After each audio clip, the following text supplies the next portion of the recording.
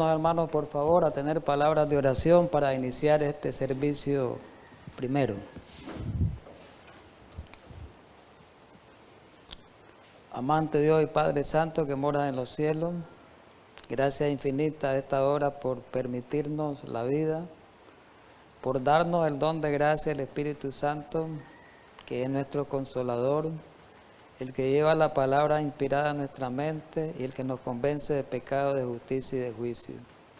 A esta hora que vamos a estudiar tu palabra, invitamos la presencia de tu Santo Espíritu para que Él lleve esa palabra inspirada a nuestra mente. Ayúdanos para que podamos entender los tiempos que estamos viviendo, podamos entender las profecías referentes al libro de Daniel, que es el tema que estamos tratando. Ayúdanos pues, quédate con nosotros a esta hora para estudiar tu santa palabra en Cristo Jesús. Amén.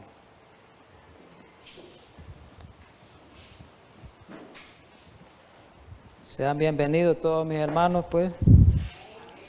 Bienvenidos también mis hermanos allá en Estados Unidos, principalmente en Los Ángeles. Sabemos que hay un programa muy especial en el cual se transmite esta programación especial en el programa Holan 7 International, en el canal Holan 7 International, también el canal Metro TV, ¿verdad? Allá en Los Ángeles. También bienvenidos todos mis hermanos a las redes sociales que nos miran a través de los distintos medios de estas redes.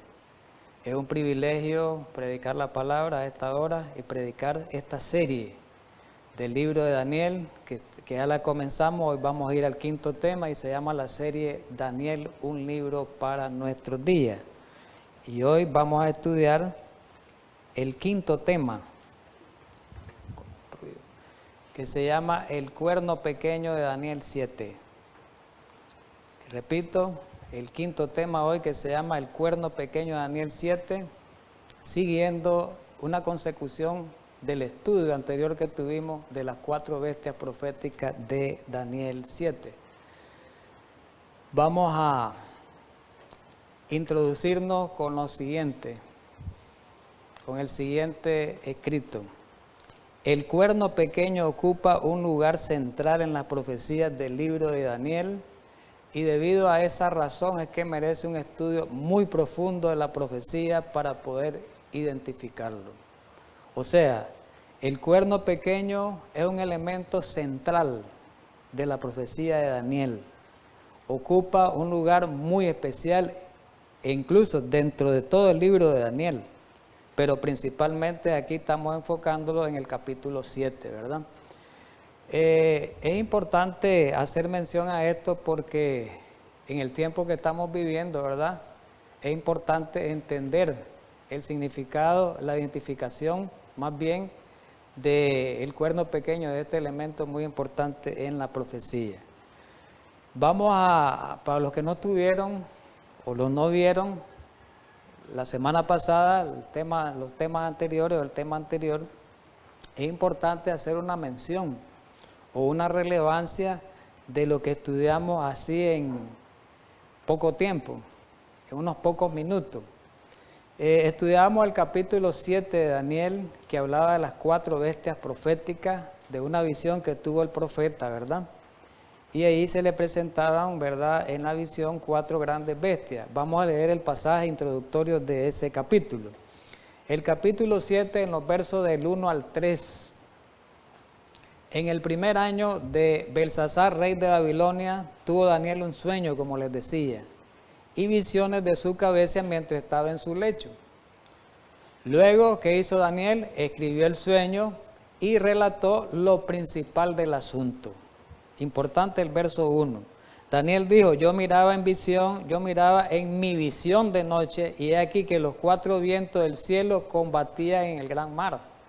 Versículo 3. Y 4 bestias grandes, diferentes la una de la otra, subían del mar. Hicimos un estudio, bueno, vamos a continuar con el repasito. ¿Qué representaba una bestia? En el estudio, o qué representa una bestia. Como ya hicimos este estudio, ¿qué representaba una bestia? El versículo 17 del capítulo 7 Nos da la respuesta la misma Biblia. Estas 4 grandes bestias son 4 reyes que se levantarán en la tierra. Entonces, esas 4 bestias que le presentaron a Daniel, ¿qué simbolizaban? Reino en la tierra, reino de Daniel hasta nuestros días. Importante este repaso. Bien, en el estudio que tuvimos, ¿verdad? Previo en el capítulo 7, introductorio más bien, ahí estudiábamos la descripción de cada una de estas bestias, las características principales de estas bestias para identificarlas. Hicimos un estudio bastante exhaustivo, en el cual identificábamos que la primera bestia, que era como león y tenía alas de águila, representaba al primer reino, que le presentó en la visión a Daniel como era Babilonia. Y Babilonia abarcó un periodo desde el año 605, dice la historia, antes de Cristo hasta el 539. Después apareció una segunda bestia, ustedes la pueden ver ahí en la imagen, que era semejante a un oso. Y esta bestia identificábamos y que tenía una característica o 2 características particulares esta bestia. Una de ellas que era de un hombro más alto, ¿ve? Y la otra que tenía 3 costillas en los dientes. Todo eso lo estudiamos, tenía un significado en la profecía. El hombro significaba, o los 2 hombros significa que este reino era un reino, ¿verdad? Que estaba compuesto por 2 poderes o 2 reyes, los medos y los persas. Y que uno de los reinos, porque era más alto un hombro, uno de los reinos era más alto, ¿qué significaba? Que uno de los reinos era más fuerte, era el que dominaba. En este caso eran los persas, a través de Ciro. Pero esas 3 costillas que simbolizaban, según el estudio que tuvimos, haciendo este repaso, repito, de relevancia a lo mismo, simbolizaba pueblos, 3 pueblos que fueron sometidos por el imperio medo-persa, los mencionábamos. Después aparece una tercera bestia. Es importante hacer este repaso para introducirnos al siguiente reino, porque está ligado con estas bestias, por eso estoy haciendo este repaso. En la tercera bestia dice que era como un leopardo y presentaba características también especiales, como era alas, 4 alas, no solo 2 alas. Esta aparecía con 4 alas y aparecía con 4 cabezas. Cada una de esas alas de cabeza tenía su simbolización. Las 4 cabezas simbolizaban, bueno, primeramente, ¿a quién simbolizaba esa bestia? Al imperio griego. Estuvimos identificándolo, ahora sus características, un estudio. Y ¿qué significaba la ala? La ala, para volar, significaba que este imperio griego, a través de su primer emperador, Alejandro Magno, conquistó rápidamente. Es la conquista rápida que hizo en casi en términos de menos de 10 años, aproximadamente 10 años, conquistó, ¿verdad?, casi todo el mundo poblado en ese tiempo. Y abarca este periodo del año 331 al 168 a.C. y el medo-persa, que no lo dije, del 539 al 331. Las 4 cabezas simbolizaban que después del primer rey, que era Alejandro Magno, se iba a dividir en 4 reinos. Cada cabeza era un reino. Recordemos la división del imperio griego, que era, ¿verdad?, se dividió en los 4 generales, que eran de Alejandro, como era Casandro, Lisímaco, ¿verdad?, Ptolomeo, ¿verdad? Y vemos eso muy importante, ¿verdad? Otra cosa importante, otra de las bestias, que aparecía una bestia muy diferente. Se aparecía un animal muy raro, dice, que eso es lo que vamos a estudiar y describirlo. Ese animal raro que estudiábamos, una bestia, que era una bestia con 10 cuernos, raro en el sentido de que era de hierro los dientes. ¿Ves? Si nosotros leemos el pasaje siguiente, ahí dice que era terrible, fuerte, tenía dientes grandes de hierro, muy diferente a las otras bestias, ¿verdad? En las otras bestias no aparecía nada que mencionara algo del hierro o metal. Y que esta bestia, según el estudio que tuvimos, pues representaba a Roma imperial, Roma pagana, la Roma de los Césares, que era desde el año 168 a.C. hasta el año 476, ¿verdad? este es un repaso previo. Vamos a entrar a la descripción de la cuarta bestia todavía, un poquito, porque ¿por qué estudiar la cuarta bestia de una manera muy especial? Porque ahí aparece lo que vamos a estudiar el día de hoy, que es el cuerno pequeño, aparece en la cuarta bestia. Entonces es importante entender lo de la cuarta bestia que hemos estudiado. Voy a leer el pasaje. Daniel 7:7, después de esto, miraba yo en las visiones de la noche y aquí la cuarta bestia, espantosa y terrible y en gran manera fuerte, la cual tenía unos dientes grandes de hierro, devoraba y desmenuzaba, y las obras hollaba con sus pies, y era muy diferente de todas las bestias que vi antes de ella. ¿Ves? Era muy diferente. Tenía características muy especiales, muy relevantes. Tenía 10 cuernos, ¿verdad? Y tenía 10 cuernos. En el capítulo 7, siempre mencionando en el verso 19 y 20, miremos algo relevante, algo importante. Dice Daniel, ya en la interpretación, ya el del versículo 19, ya no es la visión, sino en la interpretación que se le va a dar a Daniel. Dice Daniel ahí, entonces tuve deseo, cuando él miró en la visión la cuarta bestia, estuvo como espantado Daniel. Entonces Daniel dice, ¿qué diferencia es esta? ¿Qué bestia más terrible? Tuve el deseo de saber la verdad acerca de la cuarta bestia porque lo había espantado a Daniel, que era tan diferente de las otras, espantosa en gran manera, que tenía dientes de hierro y uñas de bronce, 2 metales. ¿Y qué es lo que hacía esta bestia? Devoraba y desmenuzaba y las obras hollaba con sus pies. Versículo 20, esto que viene es relevante, que ya estamos introduciendo un poquito casi al tema. Asimismo, acerca de los 10 cuernos que tenía en su cabeza y del otro que le había salido, delante del cual habían caído 3, recordemos el pasaje, y este mismo cuerno tenía ojo. Eso espanta a Daniel. Y boca que hablaba grandes cosas y parecía más grande que sus compañeros. Claro, ¿cómo no iba a estar asustado Daniel si miró las otras bestias, los animales con características especiales, pues, pero animales, bestias normales, ¿verdad? Bestias normales, nada más que con características un poco más especiales. Pero al ver la cuarta bestia, Daniel se asusta, diferente de todas ellas, y sobre todo se asusta del cuerno, y del cuerno pequeño que después se hace grande, dice.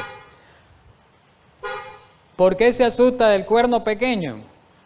¿Por qué se asusta? Porque dice que tenía ojo y boca que hablaba grandes cosas y parecía más grande que sus compañeros. O sea, en una bestia, un cuerno que tiene característica humana, algo muy diferente, algo muy espantoso, algo muy terrible, ¿verdad? ¿Cómo será eso? Que Daniel en su momento eso no lo entendía. En la profecía, ¿qué simboliza un cuerno? La misma Biblia, el mismo capítulo lo describe. Y los 10 cuernos significa que de aquel reino se levantarán 10 reyes, que hemos estudiado esa parte también. Y tras de ellos se levantará otro, el cual será diferente de los primeros, y a 3 derribará. O sea, 10 cuernos, pero de los 10 cuernos dice que hay uno que sobresale y que va a derribar a tres cuernos, que son 3 reyes, ¿verdad? Y ya en el estudio anterior que tuvimos, ya miramos que los 10 cuernos, ¿verdad? Tienen que ver con la división del Imperio Romano, porque la bestia era Roma.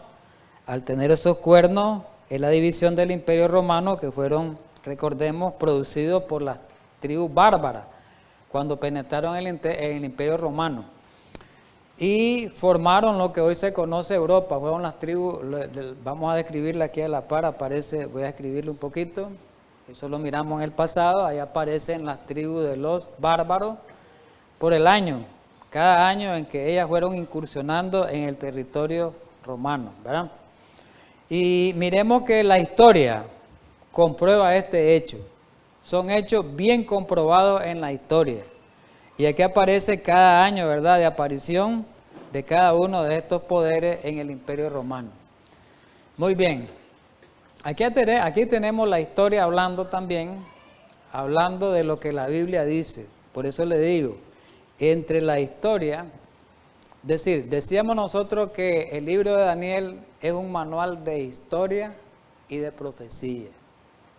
¿Estamos de acuerdo? En el estudio previo que tuvimos de las características del libro de Daniel, decíamos que el libro de Daniel es un manual de historia y de profecía. Ahí está la historia registrada. Es más, ahí está la historia registrada verdaderamente, porque las historias seculares, los historiadores seculares, como que la historia la tergiversan. Y a veces hay mucha confusión en ciertos datos históricos, no así en la historia verdadera de la Biblia. Y hay historiadores que se han dado a la tarea, historiadores eclesiásticos que se han dado a la tarea de investigar la historia de la Biblia.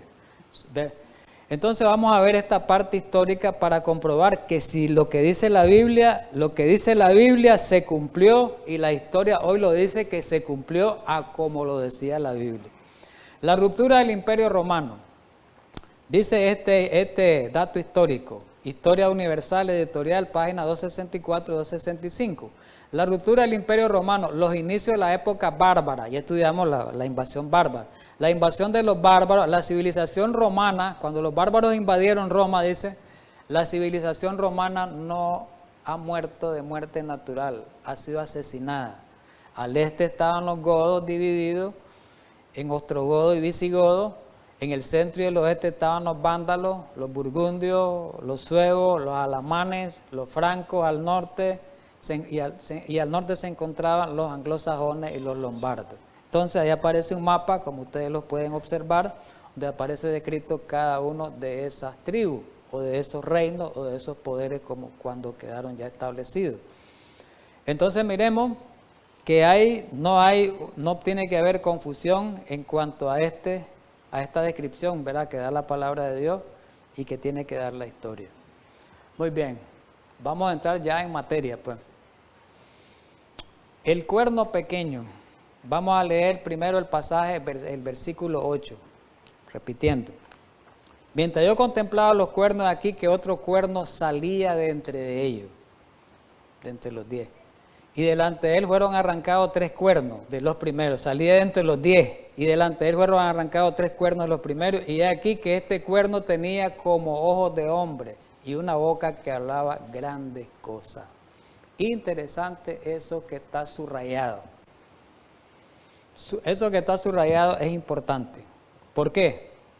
Recordemos, repitiendo lo que dije un poquito antes, que Daniel se espantó cuando miró esta cuarta bestia. Voy a volver a repetir, se espantó porque era una bestia muy diferente, dice el pasaje, y sobre todo se espantó más cuando miró ese cuerno que era pequeño primero y después levantó grandemente, y ese cuerno, que eso lo vamos a describir en la profecía, que ese cuerno pequeño que se hizo grande, ¿cómo se hizo grande? Cuando derribó a los otros 3 que estaban a la par de él. Por eso se hizo grande. ¿Qué quiere decir? Que tomó fuerza al desalojar, o al tumbar, o al derrotar, porque después vamos a darnos cuenta quiénes fueron. A esos otros 3 cuernos, entonces él tomó la fuerza. Eso es importante. Y decían, hace poco repitiéndolo, ¿verdad?, voy a repetirlo, que lo que espanta a Daniel es que este cuerno tiene característica humana. Un cuerno que tenga ojo, un cuerno que hable. Eso miraba a Daniel como algo raro. Entonces él quiso saber sobre la cuarta bestia y ese cuerno. Quiso saber y Dios se lo reveló, ¿verdad? ¿Qué significaban los ojos de hombre? Eso tiene un significado en la profecía. Se toma como un símbolo de inteligencia. Quiere decir que ese cuerno era inteligente. Y un cuerno representa un reino. Quiere decir que ese reino era inteligente. ¿Ya vamos entendiendo un poquito? A manera de contraste con los bárbaros. Quiere decir, las 10 tribus eran los bárbaros. Pero este cuerno era más inteligente que el resto de los otros pueblos bárbaros. Era más inteligente. Dice que era más sagaz, era más perspicaz. Dice, porque los bárbaros eran analfabetos. El poder representado por el cuerno pequeño era notable por su inteligencia, su perspicacia y su previsión. Mire qué interesante cómo la profecía vamos descubriendo poco a poco, ¿verdad? En el avance. Ahora vamos a ver, el día de hoy vamos a ver y lo vamos a ver en dos partes. Esta primera parte solamente vamos a identificar algunas, vamos a ver las características para identificar quién es ese cuerno pequeño. ¿Cómo lo vamos a identificar? Con las características que revelen la identidad de ese cuerno pequeño. Vamos a ver en la primera parte una parte y en la segunda parte vamos a ver otra parte de las características y al final nos damos cuenta, ¿verdad?, que el cuerno pequeño es un poder, ¿verdad? Es un poder. No lo menciono ahorita porque me adelantaría. Características del cuerno pequeño. Vamos a ver la primera.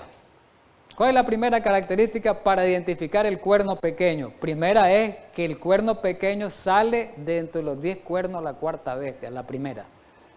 Cuerno pequeño sale entre los 10 cuernos la cuarta bestia. ¿Quiénes eran los 10 cuernos la cuarta bestia?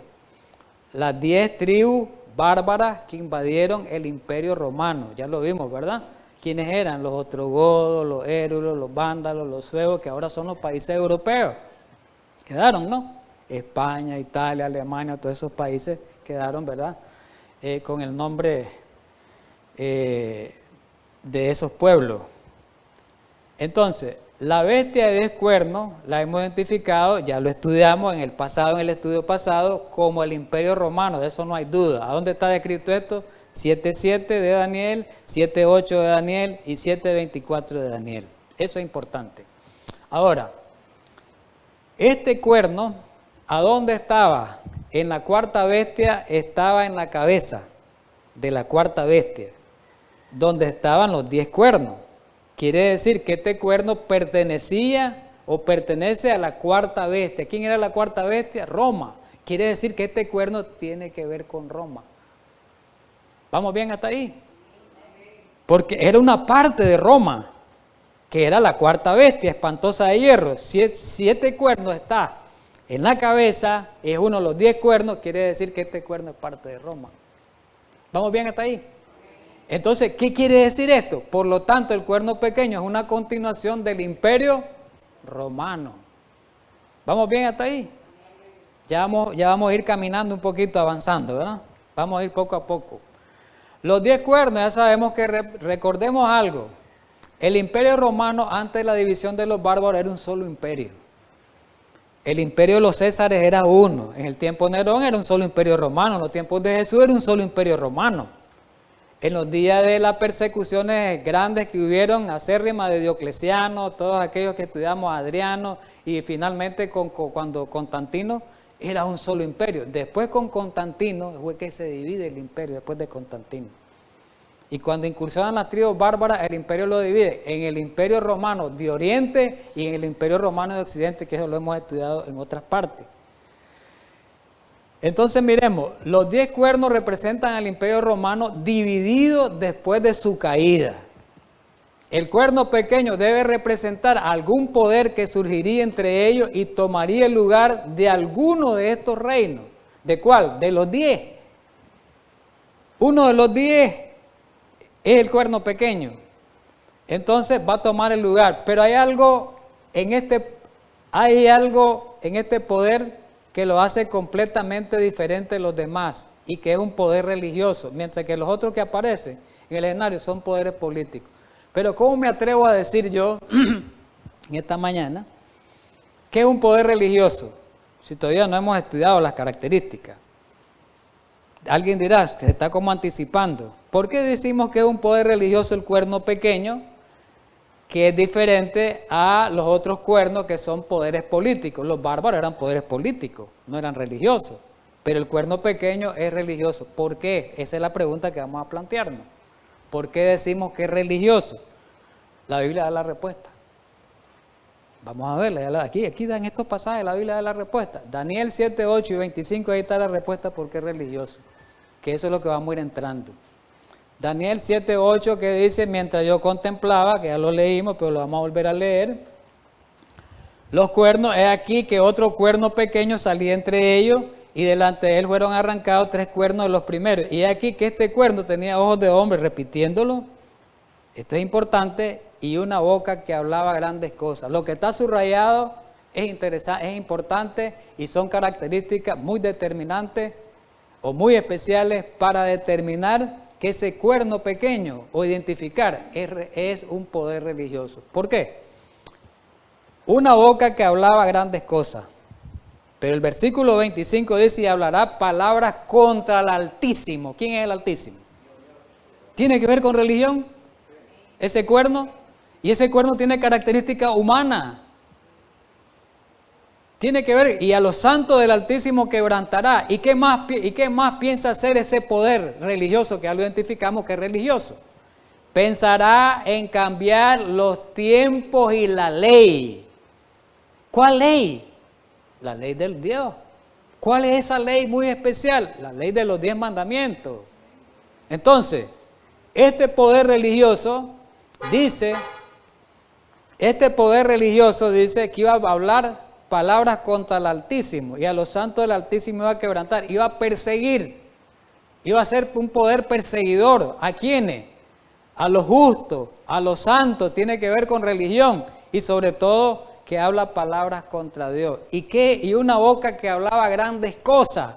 ¿Qué hablar grandes cosas? Es hablar blasfemia contra Dios. Entonces ya identificamos que es un poder religioso, el cuerno pequeño. ¿Ya? Y un poder religioso, porque así nosotros no estudiamos. Hay muchos que ya sabemos que le llamamos por los estudios que han tenido que el cuerno pequeño es el papado, pero el problema es cómo explicarle a alguien que no sepa. Y cómo ir detallando las características para que la persona vaya entendiendo. ¿Estamos entendiendo hasta ahí? Ahora, la historia, esa es la Biblia, ya lo identificamos. Ahora la historia nos va a ayudar a desenmascarar más todavía. Miren qué importante, la historia y la Biblia, desenmascarar más. Miremos este dato histórico de las ruinas de Roma política. ¿Cuál era Roma política? La Roma de los Césares. ¿Cuál es esa Roma? La Roma de los imperial, la Roma imperial, la Roma de los Césares, la Roma de Nerón. De las ruinas de la Roma política se levantó el gran imperio moral en la forma gigante de la iglesia romana. Hasta ahí todavía no hemos identificado. Vamos con este otro escrito que está ahí abajo. La iglesia romana de esta manera, la iglesia romana, oigamos bien, de esta manera sagazmente se colocó en lugar del imperio romano. ¿Qué dice?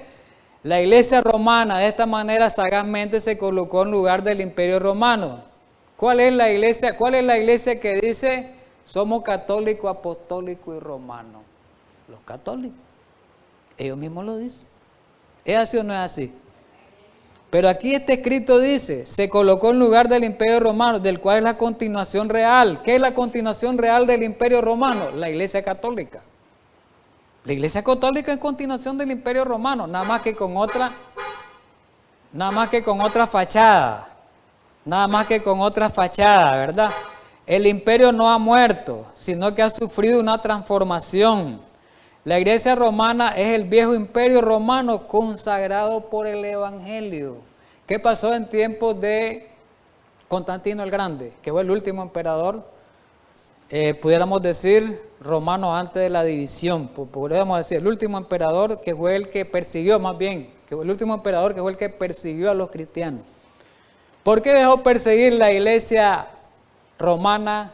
¿Por qué dejó perseguir el imperio romano a los cristianos? Recordemos que había unas persecuciones encarnizadas.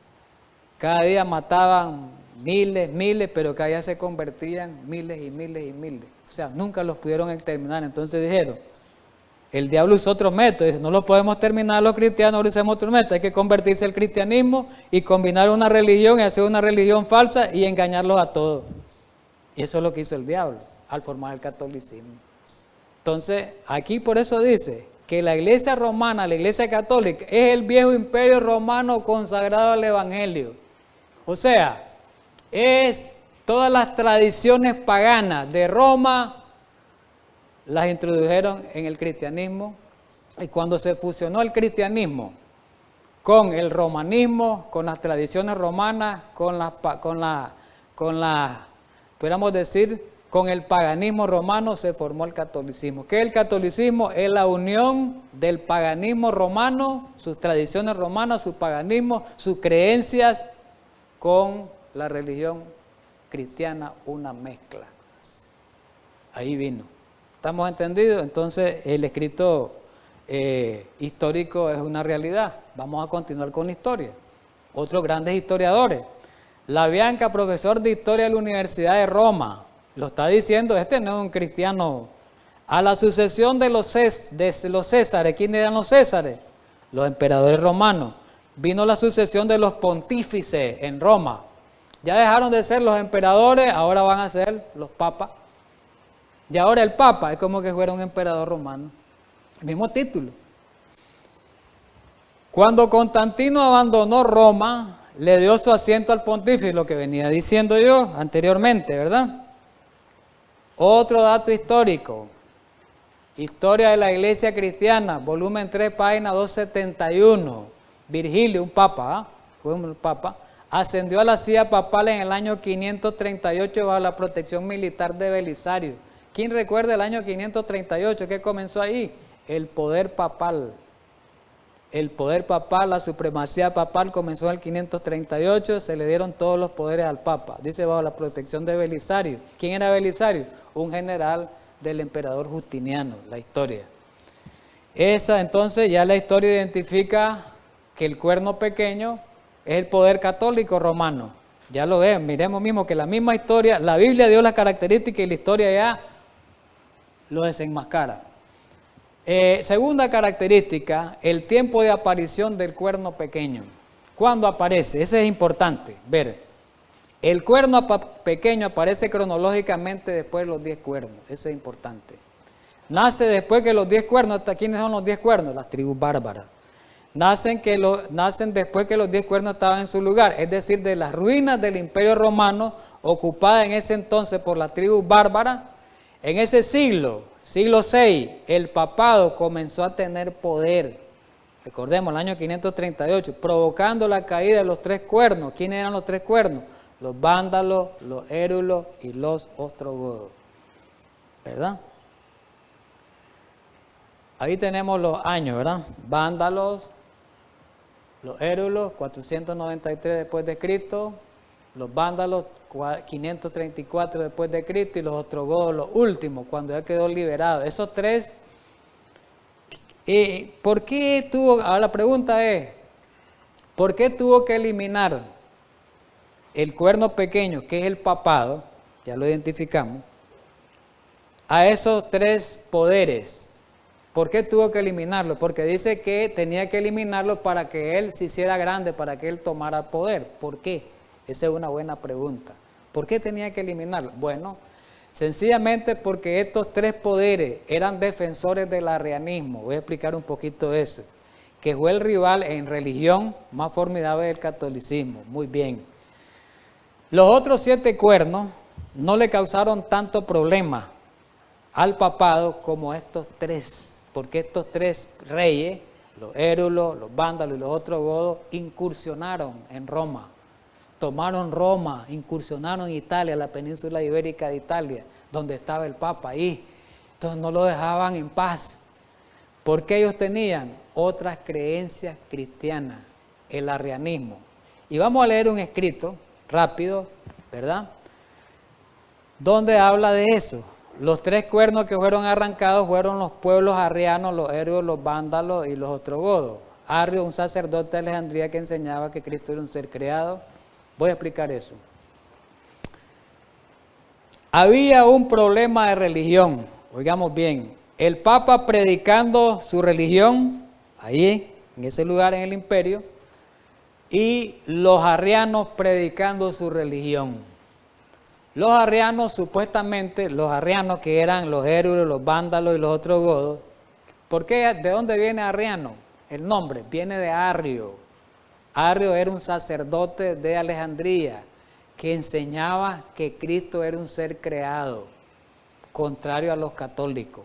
Entonces había una disputa De ahí traen la teoría, los testigos de Jehová y traen su teología, son arrianos, porque ellos creen que Cristo no es Dios.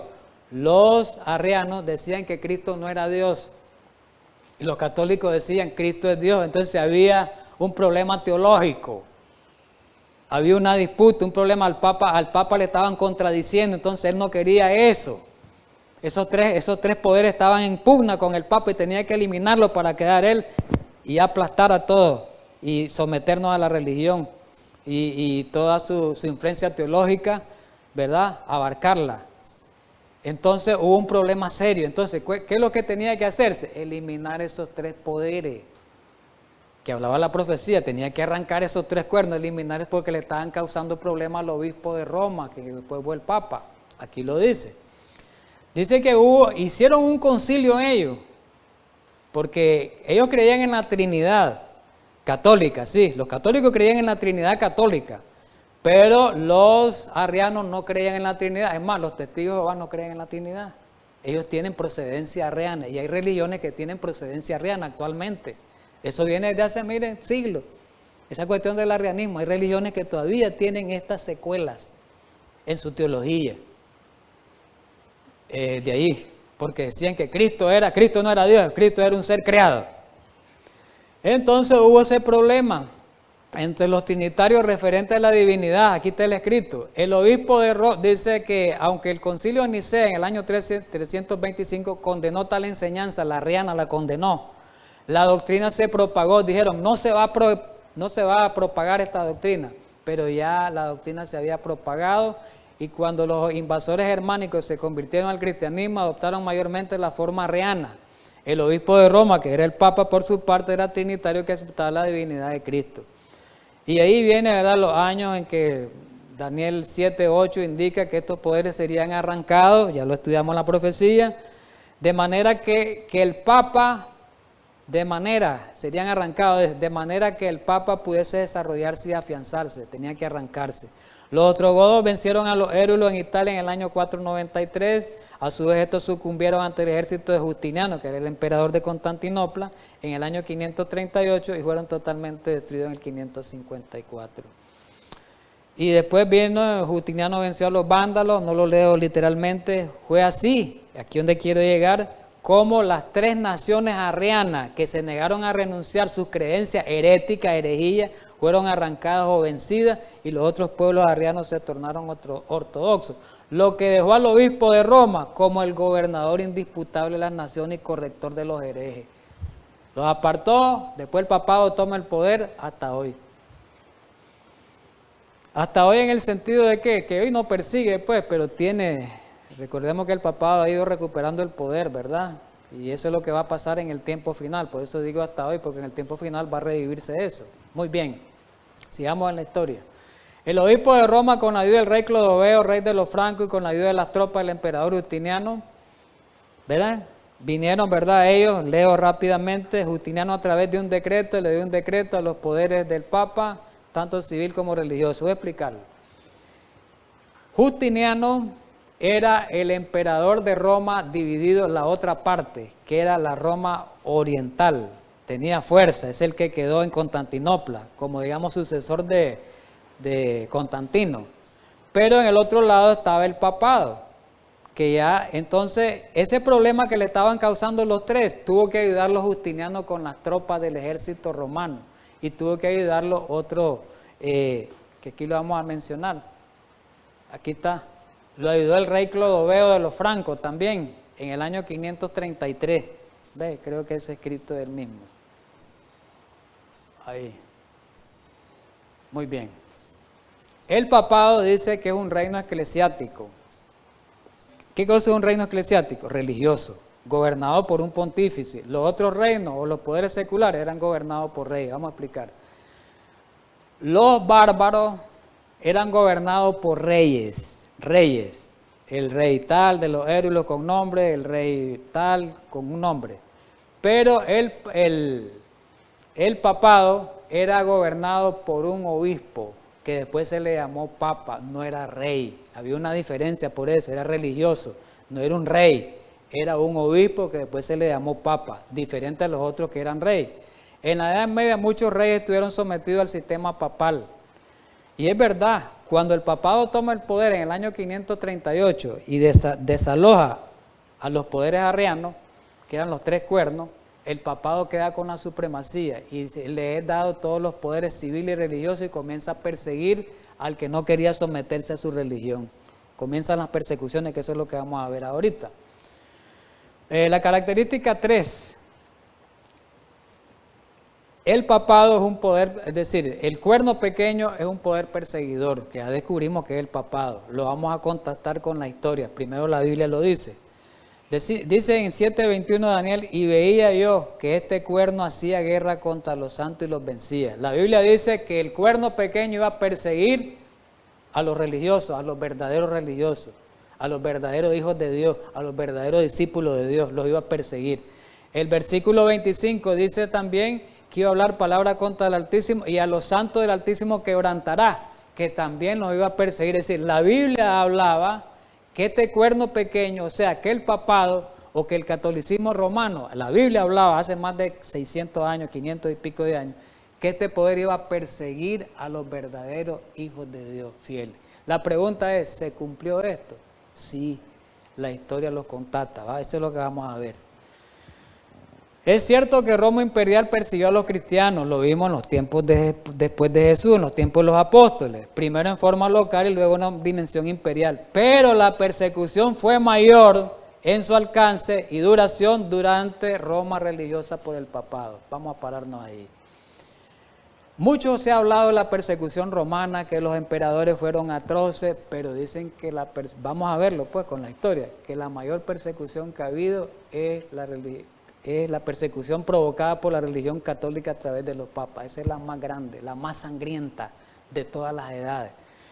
Durante largos siglos los santos, la iglesia, fueron perseguidos por el papado, parecían indefensos, vamos a verlo, ante esa fuerza destructora. La lista de estas persecuciones es extensa. La Iglesia Católica ha sostenido que ella tiene autoridad y derecho a perseguir a aquellos que niegan su fe.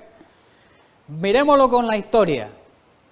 Miremos con la historia cómo se puede comprobar que la Iglesia Católica, el papado, ha sido un poder perseguidor, homicida y asesino, que ha matado más gente que cualquier entidad que haya existido, que cualquier ejército que haya existido, que cualquier país que haya existido. Lo vamos a ver.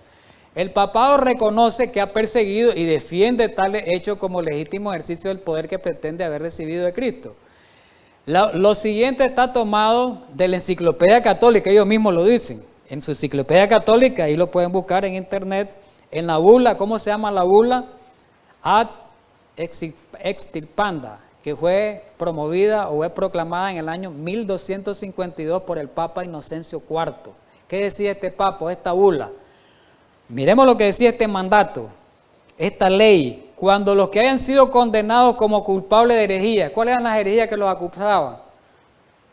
Que no seguían la doctrina católica. Si no se ajustaban a la doctrina católica eran herejes. Ya, entonces el que no se ajustaba a esa enseñanza católica lo acusaban de hereje. Y al acusarlo de hereje era muerto. Vamos a ver lo que dice aquí. Cuando los que hayan sido condenados como culpables de herejía han sido entregados al poder civil por el obispo o su representante o a la Inquisición o al primer magistrado de la ciudad de Estados Unidos, el poder civil, hermano, y el poder religioso, lo llevará inmediatamente y ejecutará las leyes promulgadas contra ellos dentro de un término máximo de 5 días. Al que lo encuentren como hereje, lo vamos a llevar, como quien dice, a juzgarlo, pues, a condenatorio, en menos de 5 días determinarle su sentencia para matarlo. Eso es lo que quiere decir, llevarlo a la hoguera, llevarlo a cualquier instrumento de tortura. Miremos esto. La bula antes mencionada, Ad extirpanda, permaneció ahí en adelante como un documento fundamental de la Inquisición y fue renovada por varios papas, Alejandro IV, por Clemente IV, Nicolás IV, Bonifacio VIII y otros papas. Por lo tanto, las autoridades civiles estaban obligadas por los papas, so pena de excomunión, a ejecutar las sentencias legales que condenaban a los herejes impenitentes a la hoguera. Muy bien. Decían los papas trabajaban con los reyes de un país, de Francia, todos los reyes. Si el papa sentenciaba la Iglesia Católica sentenciaba a una persona por hereje y el rey decía, no quiero llevarlo a sentencia, no es culpable, inmediatamente, ¿saben lo que hacía el Papa? Lo excomulgaba al rey. ¿Y saben qué significaba excomulgar? Sacarlo de la fe cristiana. Y en eso los reyes se sentían como, o sea, se sentían como ellos no tenían un conocimiento verdadero de la palabra, estaban sometidos a la fe cristiana de ellos, a la fe del catolicismo. Entonces cuando el Papa les decía, ustedes ya quedan excomulgados, ya están perdidos, ya están en el infierno, entonces aquellos reyes comenzaban a temblar y entonces tenían que hacer los reyes lo que decía el Papa por eso. Entonces ahí el poder civil y el poder religioso se unieron y el poder religioso estaba por encima del civil porque el que mandaba era el Papa, no era el rey. Los papas o la Iglesia Católica no era el rey. Miren qué clase de cosa es. Miremos algunas persecuciones acérrimas durante esos 1260 años de persecución de la Iglesia Católica. Miremos la guerra de las cruzadas lanzada en los siglos XI y XII contra los albigenses al sur de Francia y contra los valdenses al norte de Italia. De esto hemos hablado en reiteradas ocasiones. Los valdenses cómo fueron perseguidos, como una fiera, fueron perseguidos. Como una fiera, como alguien que va tras la casa de una fiera con instinto de sangre para matarlo. Así eran perseguidos, tuvieron que ir a las montañas más heladas, más escarpadas, a lugares terribles. Ahí hubieron los valdenses y los albigenses. Miremos la Inquisición, le llamaban ellos la Santa Inquisición, el santo tribunal donde condenaban a los herejes y ahí los mataban. Era prácticamente un tribunal de sentencia religiosa. Y dice que instó a los príncipes seculares a enjuiciar a los herejes y a apresarlos y a confiscar sus propiedades. Les quitaban las propiedades, por eso se enriqueció grandemente la Iglesia Católica, porque les quitaba todas las propiedades. Hasta ahora en la actualidad es el imperio más rico que hay ahorita. Otra de las atrocidades fue la Inquisición que hubo en España, la Inquisición que hubo en América Latina, ¿verdad? Hasta los principios del siglo XIX. Es importante esto, pero una de las que se encuentra, sería bueno que investigaran los que tienen acceso para investigar, que fue la matanza de San Bartolomé, ¿verdad? Que fue en Francia, que daba ese lugar, ese pueblo, el día 24 de agosto del año 1572. Eso está registrado en los libros del cielo, hermano. Los católicos romanos de Francia siguieron un plan premeditado. Bajo la influencia jesuita asesinaron a 70.000 protestantes durante el espacio de 2 meses. 70.000 pueblos lo llevaron. El Papa se regocijó cuando escuchó las noticias de esos exitosos resultados. Esto es solo una mención. Si quieren pueden investigarlo. Eso fue atroz. Fue terrible, terrible, terrible eso. Mire lo que dice la historia. Por profesar una fe contraria a la Iglesia de Roma, la historia registra el martirio de más de 100 millones de personas. ¿Cuánto mató la Iglesia Católica? Dice aproximadamente. ¿Quién ha matado a 100 millones de personas? La Iglesia Católica mató, dice, más de 100 millones de personas. Ni Hitler. Hitler mató 6 millones de judíos y no sé cuántos otros millones de otras personas. 6 millones de personas. 100 millones de personas mató la Iglesia Católica durante ese tiempo. Es terrible esto, sangriento. Ningún protestante que tenga conocimiento competente de la historia pondrá en tela de juicio que la Iglesia de Roma ha derramado más sangre inocente que ninguna otra institución que jamás haya existido en la humanidad. Oigamos bien esto. Es imposible formarse una idea completa de la multitud de sus víctimas, dice el recuento histórico. Es terrible esto. Lo que pasa es que muchos no saben, el mismo católico pasan desapercibidos o los engañan o no leen o no creen.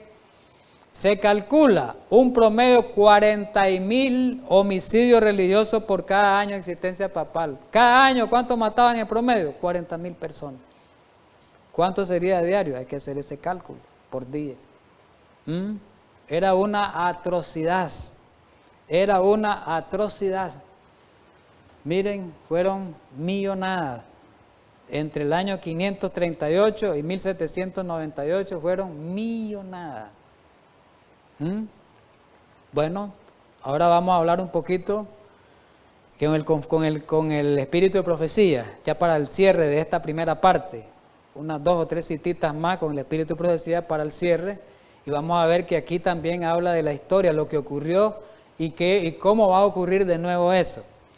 La Iglesia Católica Romana, Conflicto de los Siglos, para que lo busquen en la página 625, lo que tienen en la edición original. Eso está, creo que es un capítulo que se llama La conciencia, me parece, amenazada, algo así. Me parece que ese es. La Iglesia Católica Romana, al unir las formas del paganismo, ya eso lo vimos, con las del cristianismo y al presentar el carácter de Dios bajo falsos colores, como lo presentaba el paganismo, recurrió a prácticas no menos crueles, horrorosas y repugnantes. En tiempo de la supremacía romana habían instrumentos, de lo que le estábamos hablando, de torturas para obligar a los hombres a aceptar sus doctrinas. Existía la hoguera, ya sabían que la hoguera existía, los quemaban, ¿verdad? ¿Quiénes fueron de la Edad Media que fueron quemados en hoguera? Mencionemos algunos. Juan Hus fue quemado en la hoguera, Jerónimo y muchos otros, ¿verdad? Fueron quemados en la hoguera ellos. Quemados. Solo por profesar una fe contraria a la de ellos. Entonces dice, porque no aceptaban su doctrina. Existía la hoguera para los que no querían hacer concesiones a sus exigencias. Hubo horrible matanza de tal magnitud que nunca será conocida hasta que sea manifestada en el día del juicio. Hasta ahí. Dignatarios de la iglesia dirigidos por su maestro. ¿Quién es el maestro? Satanás. Se afanaban por idear nuevos refinamientos de tortura, que eso es lo que va a hacer el papado ahorita, que hicieron padecer lo indecible sin poner tener ánimo a la vida, sin poner término a la vida de la víctima. En muchos casos el proceso infernal se repetía hasta los límites extremos de la resistencia humana, de manera que la naturaleza quedaba rendida y la víctima suspiraba por la muerte como por un dulce alivio. Era mejor morir que estar sufriendo, así, cuando estaban con instrumentos de tortura, ¿verdad? Conflicto de los siglos, página 83, el capítulo que se llama Portaestandarte, creo que ese es, en los primeros, ¿verdad? Las persecuciones que por muchos siglos cayeron sobre esta gente temerosa de Dios fueron soportadas por ella con una paciencia, digamos bien, y constancia que honraban al Redentor. En medio de la dificultad, en medio de esa prueba máxima, Dios estaba con ellos alentándolos. Así murió Juan Hus, morían cantando salmos y Dios los confortaba. No obstante, las cruzadas lanzadas contra ellos y la inhumana matanza a que fueron entregados siguieron enviando a sus misioneros. Ellos seguían enviando a sus misioneros, en este caso a diseminar la preciosa verdad. Se buscaba para darle muerte y con todo, solo por predicar, y con todo su sangre regó la semilla sembrada que no dejó de dar fruto. De esta manera fueron los valdenses testigos de Dios siglos antes del nacimiento de Lutero. Esparcidos por mucha tierra, arrojaron la semilla de la reforma que brotó en tiempo de Wycliffe. Se desarrolló y echó raíces en tiempo de Lutero, para seguir creciendo hasta el fin de los tiempos, mediante el esfuerzo de todos cuantos estén listos para sufrirlo. Todo a causa de la palabra de Dios y el testimonio de Jesucristo. Página 619, Conflicto de los siglos. Esto es importante lo que viene, porque la historia se va a repetir. Recordemos que la profecía decía en Apocalipsis, ¿verdad? No sé si leerla, vamos a leer un poquito para que en la Biblia, para que miremos que este poder en Apocalipsis 13, representado por la bestia, bueno, de Apocalipsis, la bestia que subía del mar, voy a leer un poquito, decía algo interesante. En el versículo 3 del capítulo 13, y vi una de sus cabezas como herida de muerte, hablando del papado, que el papado un día iba a sufrir, lo hemos estudiado, herida de muerte, ¿verdad? Que sus poderes iban a ser quitados, pero su herida mortal fue sanada. O sea, que el papado un día iba a retomar de nuevo el poder, ya lo está haciendo, y que cuando retome el poder como antes, el poder civil y el poder religioso en el mundo, él va a perseguir todo el que no se someta a su religión, principalmente a los guardadores del sábado, lo sabemos. Vamos a leer el escrito, sí. La iglesia papal, vamos terminando, una cita más creo, no abandonará nunca su pretensión a la infalibilidad. ¿Qué quiere decir? Que ella es la iglesia verdadera, que los demás están errados, que el Papa no erra, el Papa no puede pecar. Esa iglesia todo lo que dice es verdadero y todas las demás es falso. todo lo que ha hecho al perseguir a los que rechazaban antes en la historia su dogma, lo da por santo y bueno. Pregunta: ¿y quién asegura, esto que viene es importante porque es aplicado para nosotros, ¿y quién asegura que no volvería a las andanzas siempre que se le presentase la oportunidad a la Iglesia Católica? Eso es lo que va a hacer. Deróguense las medidas restrictivas impuestas en la actualidad por los gobiernos civiles en Estados Unidos, que se anule la primera enmienda. ¿Qué va a pasar? Ahí Estados Unidos, ya sabemos que las dos bestias están unidas, va a perseguir.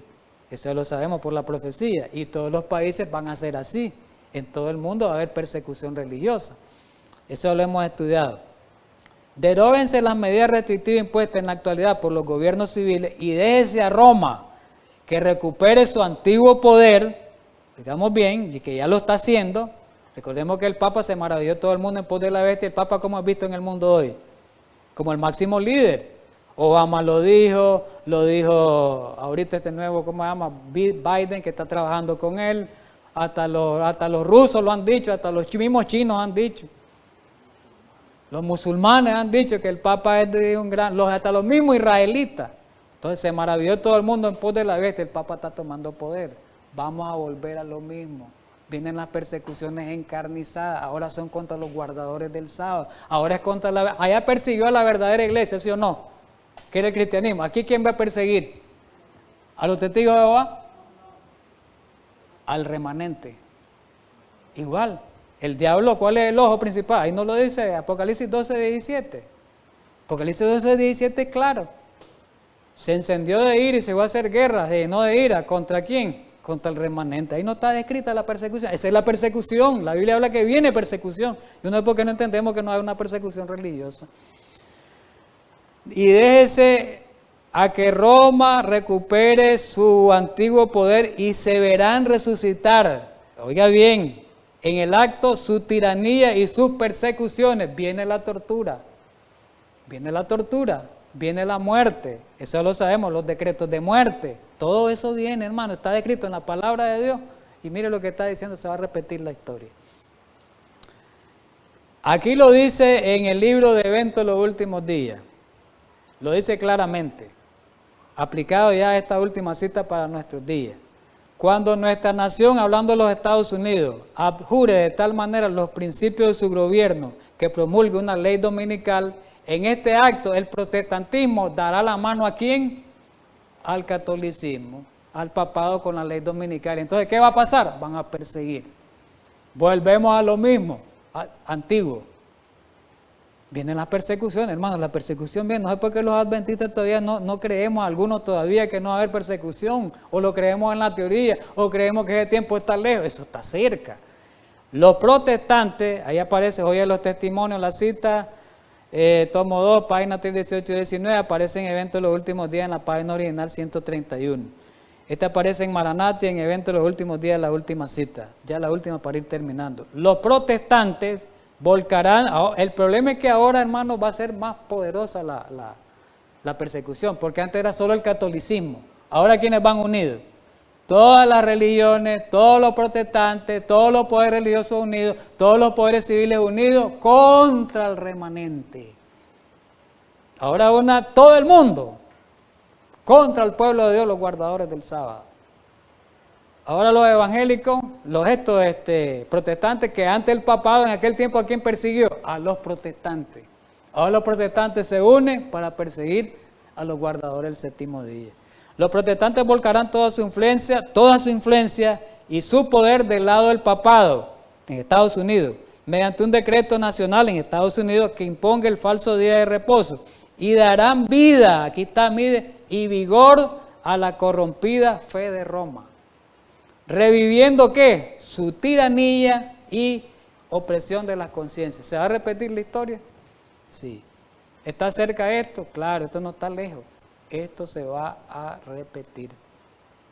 Así que mis hermanos, pues, Dios quiera pues que podamos en esta primera parte, que se nos quede un poquito, ¿verdad?, en nuestra mente, de que los tiempos no van a cambiar. Las persecuciones vienen y vienen más violentas y más acérrimas.